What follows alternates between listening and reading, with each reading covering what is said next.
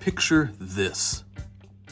You awake one morning, draw back your balcony curtains, and you find yourself in a painting, an impression of a new Amsterdam, imagined in the heart of the Caribbean Sea. Welcome to the breathtakingly beautiful island of Bonaire. We're not renting a car on this island, just not enough time. We're relying on two types of taxis today to get us where we're going, by land and by sea.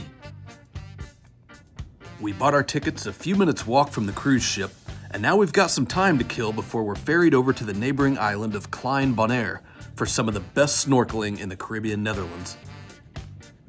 Nothing feels real on Bonaire. It's almost like we're miniature figurines, walking around what looks to be the set of a giant puppet show.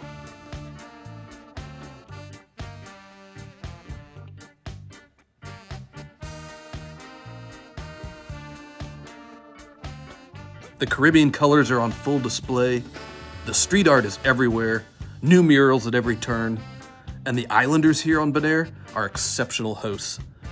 Helpful and friendly, they genuinely want to see you have the best time on their island, and there's no pressure to buy anything. Set your mode to chill. It's about that time. The little island where we're headed, Klein Bonaire, is a nature preserve where some of the most pristine coral reefs and seabird nesting areas are all protected. It's only about a 30-minute boat ride across the strait, and as we pull up to our first stop, where we'll just be dropping off our gear, the color of the water takes on that electric blue hue that you only find in the tropics. What we're doing today is called drift snorkeling, for the more adventurous types. We drop off our towels and a change of clothes at what's going to be the end point of a float. Then we climb back aboard the water taxi, and he's going to take us about a mile upstream from the end point, where he's going to kick us overboard in the middle of the ocean. I'm not even kidding. It's absolute chaos at first, floundering around in a tangle of paracord, leaking masks, fogging lenses, snorkels full of seawater. But it only takes a minute to get our bearings, to lock in, and to finally get into character. And off we go.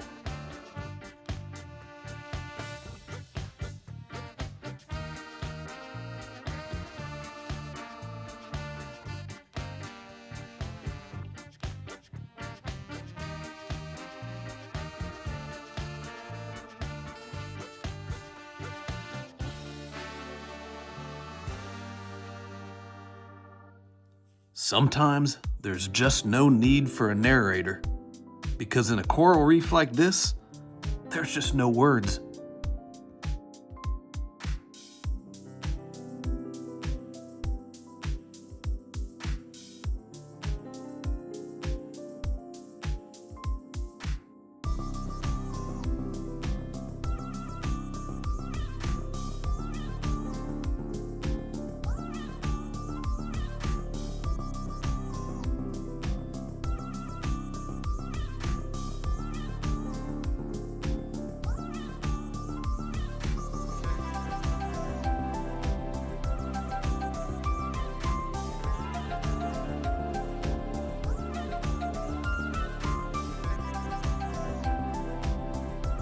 Yeah, I can really get into trouble in places like this, where the reef just keeps beckoning you to swim further, to dive deeper and deeper.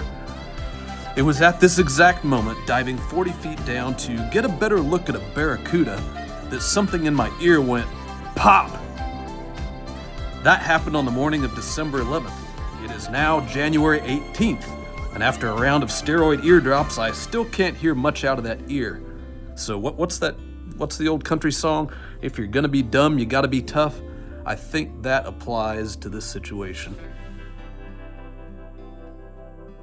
Was it worth it, you might be wondering? Was it worth losing the better half of my hearing ability in one ear? Well, I won't say it was and I won't say it wasn't, but I will say this. A guy who's not willing to risk his eardrum to get a close-up shot of a barracuda doesn't want that shot bad enough. You kidding me? Of course it's worth it. Now I call that ear my Bonaire.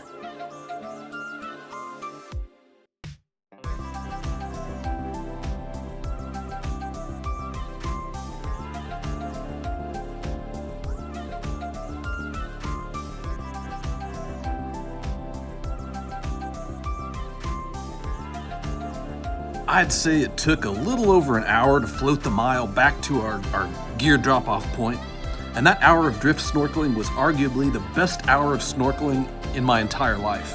I mean, it was just incredible. 10 out of 10 for taking the water taxi over to Klein Bonaire.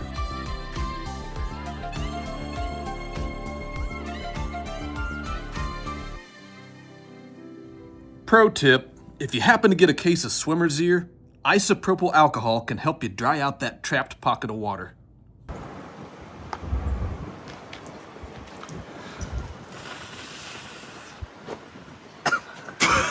It's better than a trip to the free clinic.